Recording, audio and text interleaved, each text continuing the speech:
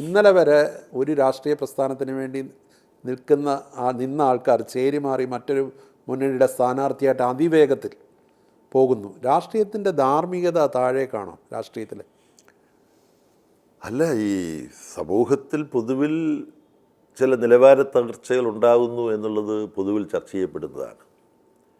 കേരളീയ സമൂഹത്തിലും ഇന്ത്യൻ സമൂഹത്തിലും ഇപ്പോൾ സംഭവിച്ചുകൊണ്ടിരിക്കുന്ന ഏറ്റവും വലിയ ഒരു അസ്വസ്ഥപ്പെടുത്തുന്ന വെല്ലുവിളി, ഭീഷണി എന്താണെന്ന് ചോദിച്ചു കഴിഞ്ഞാൽ തീവ്ര വലതുപക്ഷവൽക്കരണമാണ്.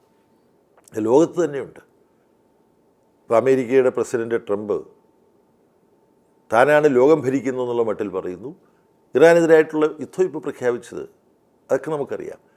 നരേന്ദ്രമോദിയുടെ പ്രവർത്തനത്തിലും ഇത് ഇന്ത്യയിൽ കാണാൻ കഴിയും. ഇതിപ്പം ലേബർ കോഡാണെങ്കിലും മഹാത്മാഗാന്ധിയുടെ പേരിൽ നിലവിലുണ്ടായിരുന്ന ഗ്രാമീണ തൊഴിലുറപ്പ് പദ്ധതി അതിപ്പോൾ അട്ടിമറിക്കുകയാണ്.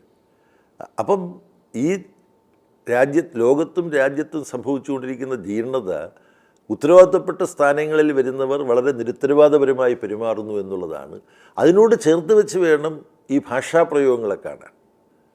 ഭാഷാപ്രയോഗത്തിൽ പാലിക്കേണ്ട കരുതലുകൾ വരുത്താതിരിക്കുന്നതിനെ കാണാൻ.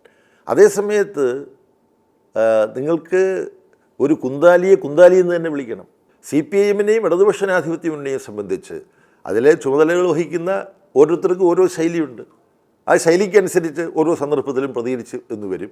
അത് ആ നിലയിലാണ് കാണേണ്ടത് എന്നാണ് എനിക്ക് പറയാം.